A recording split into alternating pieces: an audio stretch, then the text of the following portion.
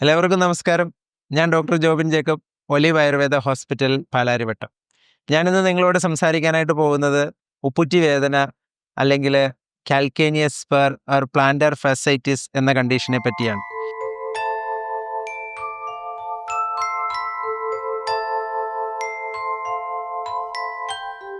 ഉപ്പൂറ്റിയിലുണ്ടാകുന്ന വേദന ഇത് പല കാരണങ്ങൾ കൊണ്ട് നമുക്കുണ്ടാകാം. ആർത്രൈറ്റിസ് കൊണ്ടുണ്ടാകാം, കാൽക്കേനിയൽ സ്പർ കൊണ്ടുണ്ടാകാം, പ്ലാന്റർ ഫേസൈറ്റിസ് കൊണ്ടുണ്ടാകാം, ഇങ്ങനെ പല യൂറിക് ആസിഡ് കൊണ്ടുണ്ടാകാം, ഇങ്ങനെ പല റീസൺ ഉണ്ടാകാം.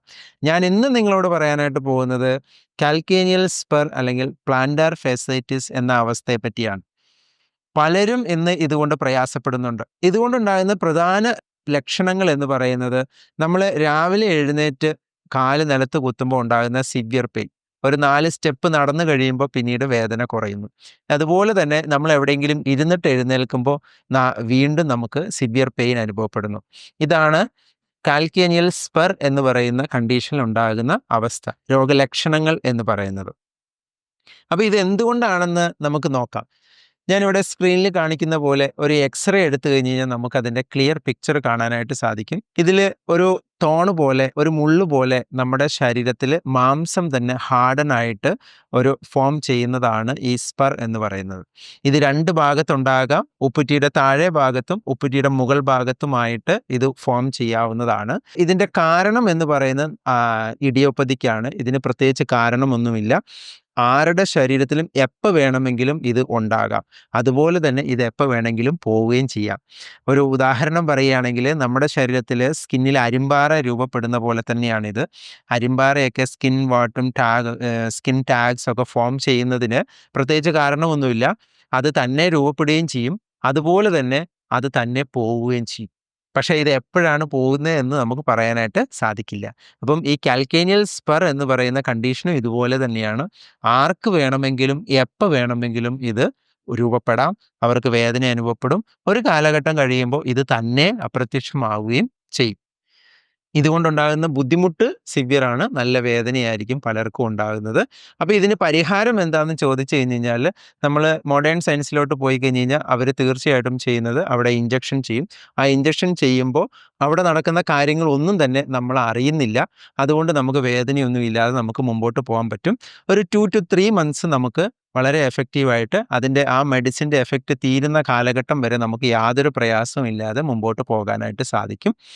ചിലരിൽ എന്ത് പറ്റും, ഈ 2-3 മാസത്തിനുള്ളിൽ തന്നെ ഈ സാധനം അപ്രത്യക്ഷമാവും. അപ്പോൾ അവർക്ക് ആ വേദന എന്നേക്കുമായിട്ട് മാറും.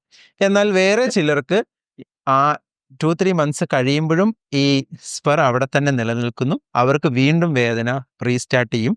അപ്പോൾ ഡോക്ടറെ അടുത്ത് ചെല്ലുമ്പോൾ വീണ്ടും അവർ ഇഞ്ചക്ഷൻ ചെയ്യുന്നു. ചിലർ പറയും എനിക്ക് ഇഞ്ചക്ഷൻ എടുത്തിട്ട് എൻ്റെ അസുഖം മാറിയെന്ന്. ചിലർ പറയും ഇഞ്ചക്ഷൻ എടുത്തിട്ടും എൻ്റെ അസുഖം മാറിയില്ല എന്ന് പറയും. ഇതിൽ നമ്മൾ മനസ്സിലാക്കേണ്ടത് ഇത്രയേ ഉള്ളൂ.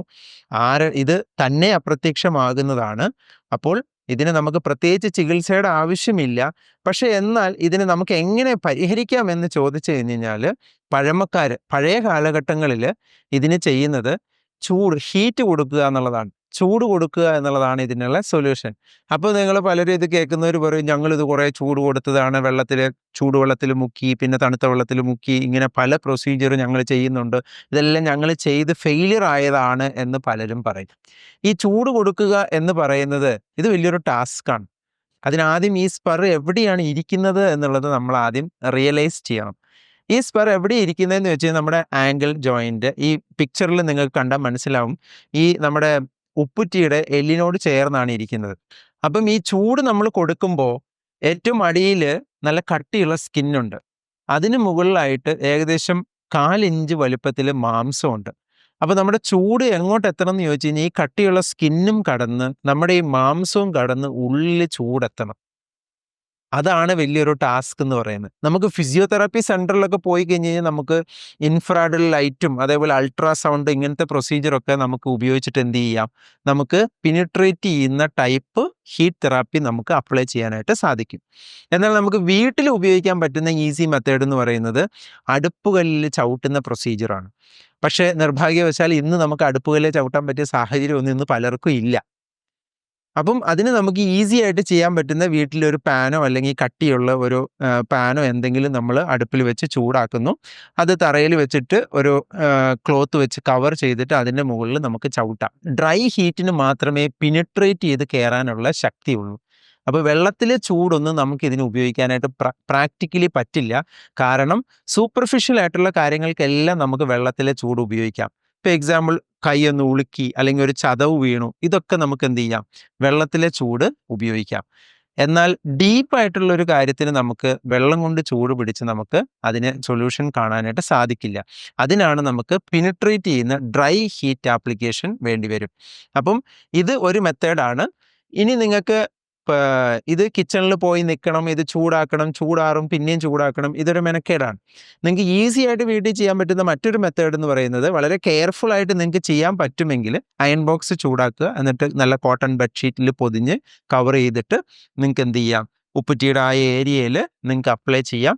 നിങ്ങൾക്ക് ടോളറേറ്റ് ചെയ്യാൻ പറ്റുന്ന ചൂടിൽ നിങ്ങൾക്ക് അപ്ലൈ ചെയ്യാം. ചൂട് അമിതമായിട്ട് ചൂട് തോന്നുമ്പോൾ മാറ്റി കൊടുക്കുക, വീണ്ടും വെച്ച് കൊടുക്കുക. ഈ രീതിയിൽ നിങ്ങൾ ഹീറ്റ് അപ്ലൈ ചെയ്യുവാണെന്നുണ്ടെങ്കിൽ തീർച്ചയായിട്ടും ഈ ഹാർഡനായിരിക്കുന്ന ഈ മാസ് മെൽറ്റാവും, സോഫ്റ്റ് ആവും, നിങ്ങളുടെ പെയിൻ ഇല്ലാതെയാകും. അപ്പം ഒരു 3-4 ഡേയ്സ് ചെയ്യുമ്പോഴത്തേക്കും നിങ്ങളുടെ വേദനയ്ക്ക് വ്യത്യാസം വരും. വേദനയ്ക്ക് വ്യത്യാസം വന്നു എന്ന് കരുതി നിങ്ങൾ നിർത്തരുത്. ഒരു 30 ഡേയ്സ് എങ്കിലും നിങ്ങൾ റെഗുലറായിട്ട് അപ്ലൈ ചെയ്യണം. എങ്കിൽ മാത്രമേ ഇത് പൂർണ്ണമായിട്ട് സോഫ്റ്റ് ആയിട്ട് മാറുകയുള്ളൂ. തീർച്ചയായിട്ടും നിങ്ങൾ ട്രൈ ചെയ്ത് നോക്കുക.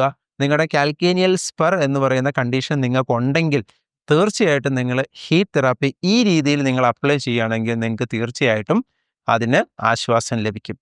ഇനി ഇതിൻ്റെ ഒരു വേഴ്സ്റ്റ് ആയിട്ടുള്ള ഒരു കണ്ടീഷനാണ് പ്ലാന്റർ ഫെർസൈറ്റിസ് എന്ന് പറയുന്നത്. പ്ലാന്റർ മസിൽസിനെ പറ്റി നമുക്കറിയാം. നിങ്ങൾ ഗൂഗിൾ ചെയ്ത് നോക്കുകയാണെങ്കിൽ ഞാൻ അതിൻ്റെ പിക്ചർ കാണിക്കാം. പ്ലാന്റർ മസിൽ എന്ന് പറയുന്നത് നമ്മുടെ പാദത്തിൻ്റെ അടിയിൽ കാണുന്ന ലോങ് മസിലിന് പറയുന്നതാണ് പ്ലാന്റർ മസിൽ എന്ന് പറയുന്നത്.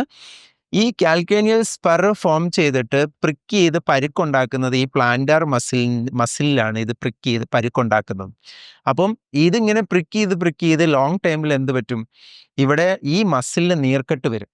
അങ്ങനെ ഈ മസിലിന് നീർക്കെട്ട് വന്നു കഴിയുമ്പോൾ ഈ കാലയിലേക്ക് ഈ വേദന റേഡിയേറ്റ് ചെയ്യും. നമ്മുടെ പാദത്തിൻ്റെ എൻഡ് വരെ നമ്മൾ നടക്കുമ്പോൾ പെയിൻ റേഡിയേറ്റ് ചെയ്യും. ഇങ്ങനെ വരുന്ന വേദനയാണ് പ്ലാന്റർ ഫെർസൈറ്റിസ് എന്ന് പറയുന്നത്. അപ്പോൾ ഈ പ്ലാന്റർ ഫെർസൈറ്റിസിന് നമ്മൾ എന്ത് ചെയ്യണം, ഫസ്റ്റ് നീർക്കെട്ട് കുറയ്ക്കണം. നീർക്കെട്ടിനെ കുറച്ച് ഹീറ്റ് തെറാപ്പി കൊടുത്ത് കാൽക്കേനിയൽ സ്പറിനെ റിമൂവ് ചെയ്ത് അതിനെയും സോഫ്റ്റ് ആക്കി ക്ലിയർ ചെയ്യുമ്പോഴാണ് ഇത് മാറുകയുള്ളൂ. പിന്നെ പ്ലാന്റർ ഫെർസൈറ്റിസ് സ്റ്റേജിലോട്ട് വന്നു കഴിഞ്ഞാൽ തീർച്ചയായിട്ടും നീര് പോകാനും അവിടുത്തെ ഇൻഫ്ലമേഷനും കാര്യങ്ങളെല്ലാം പോകാനായിട്ട് മെഡിസിനും എടുത്തെങ്കിലാണ് അതിൽ നിന്ന് പൂർണ്ണമായിട്ട് മാറുകയുള്ളൂ. തീർച്ചയായിട്ടും ഇപ്പം നിങ്ങൾക്ക് മനസ്സിലായിട്ടുണ്ടാവും ഈ ഉപ്പുറ്റി വേദന, കാൽക്കേനിയൽ സ്പർ അല്ലെങ്കിൽ പ്ലാന്റർ ഫെർസൈറ്റിസ് എന്ന് പറയുന്ന കണ്ടീഷന് എങ്ങനെയാണ് ഇതിനെ മാനേജ് ചെയ്യേണ്ടതെന്നും എങ്ങനെയാണ് ഇതിനെ ട്രീറ്റ് ചെയ്യേണ്ടതെന്നും മനസ്സിലായിട്ടുണ്ടെന്ന് ഞാൻ വിശ്വസിക്കുന്നു. കൂടുതൽ ഇതിനെപ്പറ്റി അറിയേണ്ടവർക്ക് തീർച്ചയായിട്ടും കോൺടാക്ട് ചെയ്യാം. Olive Ayurveda hospital, Palarivattom. Thank you.